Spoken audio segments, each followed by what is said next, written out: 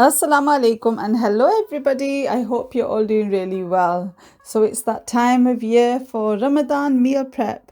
Watch me turn all of these raw ingredients into freezer meals which are perfect for Ramadan. It took a long time. So I really hope you appreciate and enjoy this video. So the first thing I did, my most favorite job of all, peeling and chopping lots of onions. Most of the onions I plan to use for curry sauce, and then some I just sliced and froze to add to any dishes that I'm making.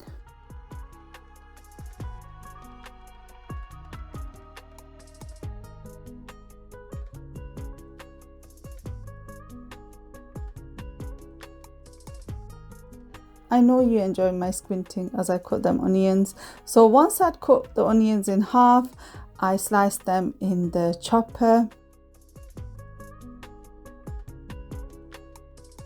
And then once I'd sliced 5 onions, I spread them on a tray lined with some kitchen roll and froze them. And the plan was just to freeze those sliced onions, like I said, to use in dishes throughout Ramadan, inshallah.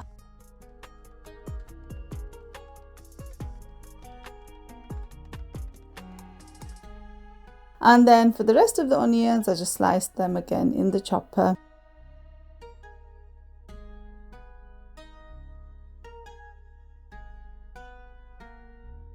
And then I went ahead and made a curry sauce. So in case you've not seen my meal prep videos before, the curry sauce is just like a curry base that I use for different curries. So let's say chicken curry, lamb curry, veg curry. And as I was going along, I thought I'd wash some dishes to make my life easier.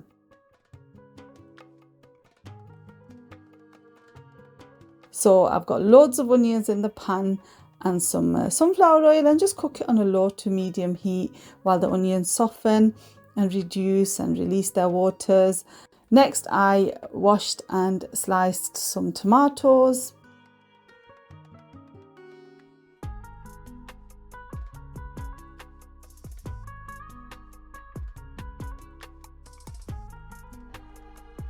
And once the onions had cooked enough to my liking, I added the tomatoes to the pan and then cooked the onions and tomatoes until the tomatoes are soft. I added garlic and ginger paste.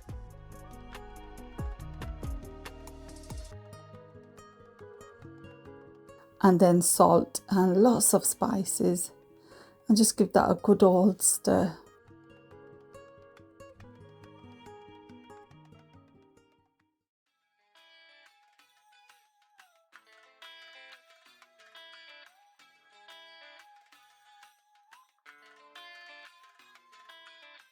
That's the curry sauce ready.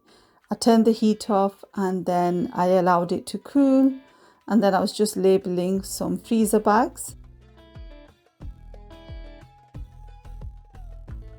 I managed to make 6 portions of curry sauce, and I left some in the pan and I used it for a curry that I made on the day. So I'm just splitting the curry sauce between the different freezer bags.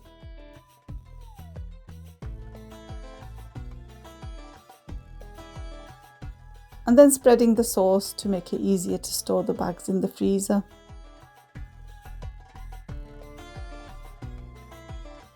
And there's the curry sauce or curry base all nice and ready to be frozen. Next, I marinated some chicken drumsticks. So here's all the ingredients for the marinade. By the way, I'll put the ingredients in the description for you to make it easier, inshallah.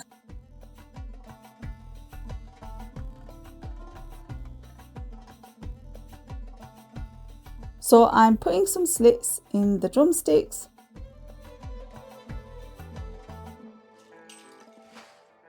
And then just coating them in the marinade. Quick, easy, straightforward. You can take it out one iftar, pop it straight in the oven, and Bob becomes your uncle and mine. You can also have these drumsticks as a starter or a side.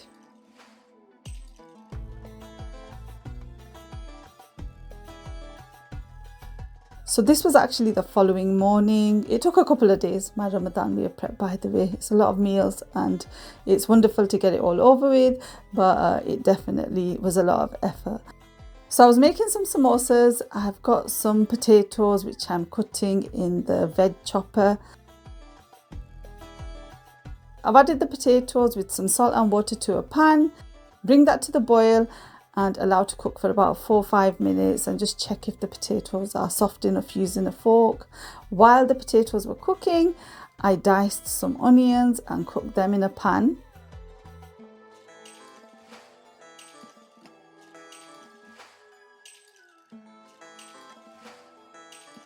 Added garlic ginger paste and lots of mutton mince, I think this was, but usually I'll use lamb or mutton mince. And then once the potatoes are nice and soft, just drain the water off, leave them aside, and then just carry on cooking your mince until it's nice and brown and it's released most of its water. Next, I added in salt, spices, and a few other ingredients, as you can see. One thing I usually add is some tamarind sauce. Forgot to buy some, but it tasted nice enough anyway, the filling, so it's fine. So I added the boiled potatoes, mixed it all together, left it aside while I made the samosa dough. I actually had to make this in the living room because the man came to fix the boiler. It was playing up, so I did what I had to do. So that's not that funny, but I find it quite amusing, clearly. So I've got some plain flour, oil, salt, coarse black pepper. Just mix that into a lovely soft dough. And I added about 800 ml of warmish, lukewarm water. Cold is fine as well, but it's just nicer and softer on the hands and more loving if the water's a bit warm. And then I allowed the dough to rest for about 20-ish minutes. I was forced to allow it to rest because the boiler man was there. Once the boiler man went on his way after fixing our boiler, thank you so much, really appreciate it. If by any chance the boiler man comes across this video, which I highly doubt, I went ahead and I made the chapatis for the, I said chapatis, but chapatis, the cases for the samosas. So I'm just rolling out the dough, making little chapatis, lightly cooking on both sides.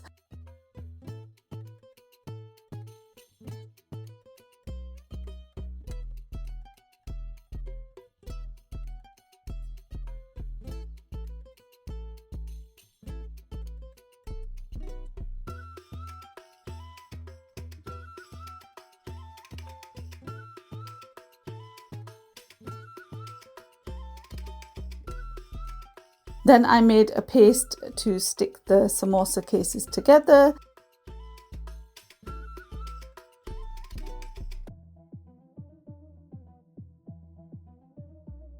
So this is how I always make them. I won't repeat myself, just watch me do what I'm doing. And if you can follow along, wonderful, great.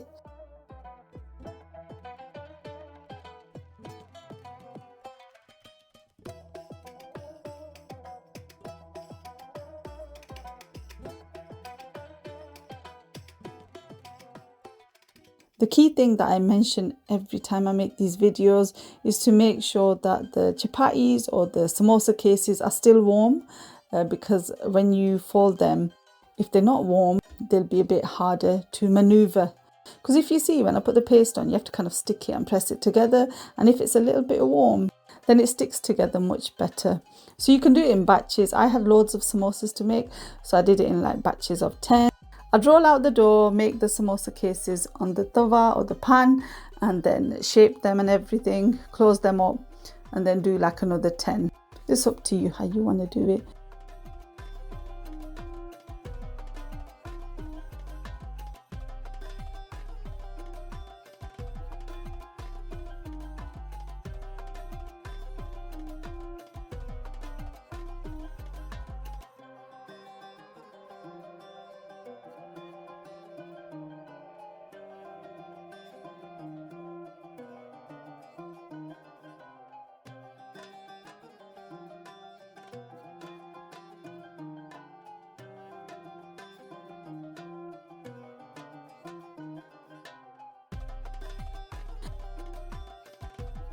Next up, I was making some spring rolls, so just some chicken mince, really simple filling.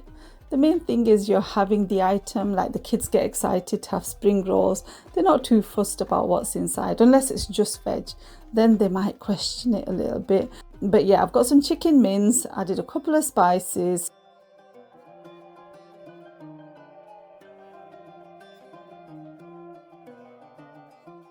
lemon juice, tomato puree, garlic and ginger paste, just the usual kind of ingredients. Mix it all together, make sure the chicken mince is nice and cooked. Added sweet corn, spring onions, mix that all together.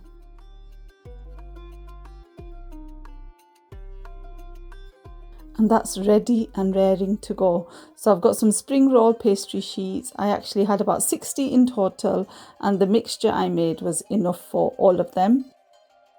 So yeah, 1 sheet per spring roll. I know you can cut them up, but this is how I do it. You do it how you want to.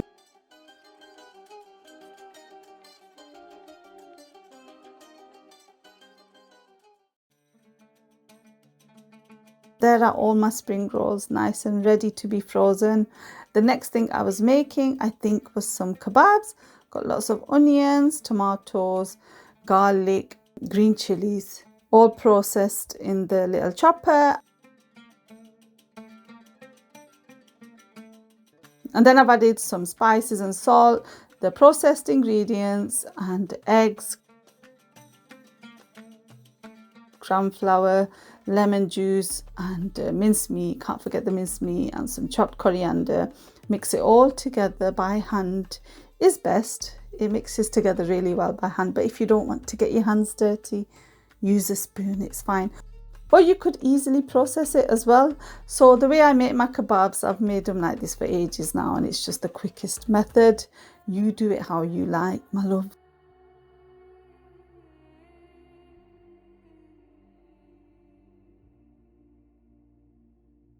So just spreading the mincemeat mixture, rolling it out with the rolling pin.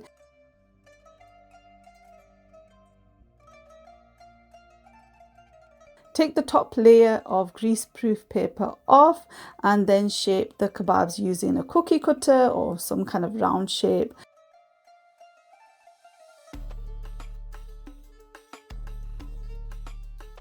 And then I cut around the kebabs and then stack them up on the baking paper, and that makes it easier to separate them once you've frozen the kebabs.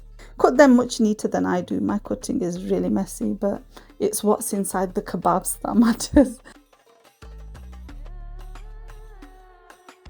Next up, I made some chicken and veg pie.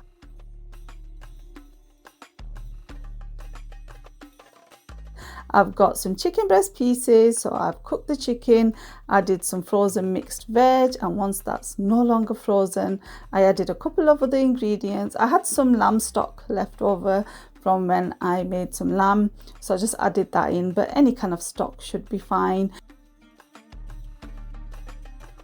And then I've got some plain flour,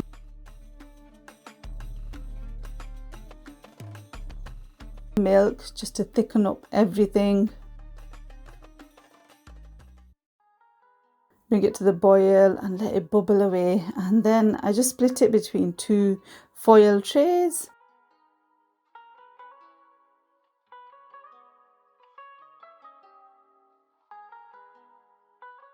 And I've got some puff pastry sheets which I've sliced to the correct size, and then put them on top of the chicken mixture. Poke with a fork, and they're ready to go in the freezer. When you take them out to bake them, just spray over some oil or some milk or egg wash on the day. That's fine. Next up, it looks like I'm making a marinade for some chicken tikka. So I was going to make some chicken tikka pasties, but you can use this for anything. Have it with some chips on the side. Put it into wraps, pita bread. The possibilities are endless, alhamdulillah. Once you've marinated the chicken, let it sit for about 30 minutes if you've got the time, and then cook it on a pan until the chicken is cooked through thoroughly. And then I was making the pasties once the chicken had cooled down. I've got some puff pastry sheet. I cut it into 6.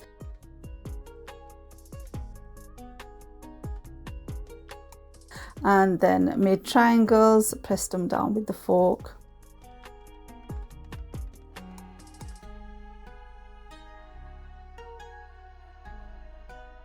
And they were ready to be frozen. The next thing I made was some chicken kebabs. So I've got some chicken mince, add all the other ingredients into the mixing bowl and give it a good mix. I didn't actually add loads to the chicken mince. I thought it was fine with just a couple of ingredients.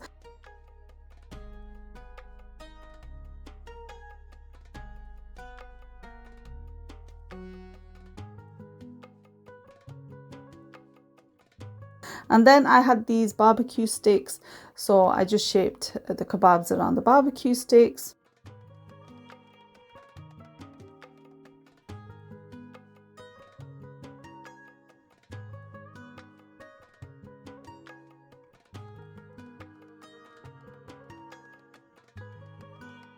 And then I made some round kebabs or burgers as well with the chicken mince, and we can have them with some burger buns at some point for one iftar.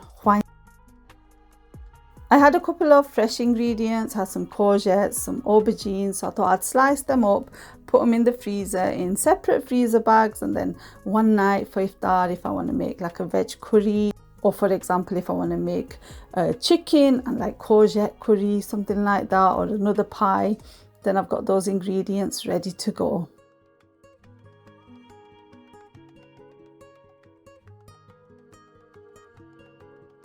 The final thing I did was to prep some garlic and ginger to make some garlic and ginger paste and some garlic and ginger cubes with some chilies. So I peeled everything.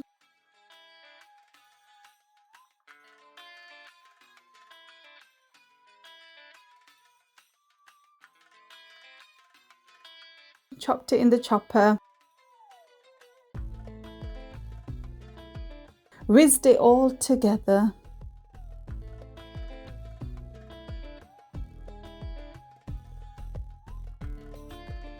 Then I put some of the garlic, ginger and chili mixture into an ice cube tray, put it into a freezer bag so it doesn't smell out the whole freezer. And the following morning it was nice and frozen, so I put it into the freezer bag to leave it in the freezer so it's nice and ready for Ramadan.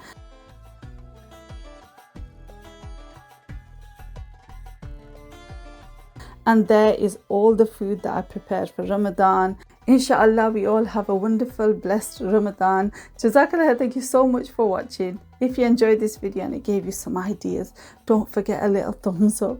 Take care, salam, bye.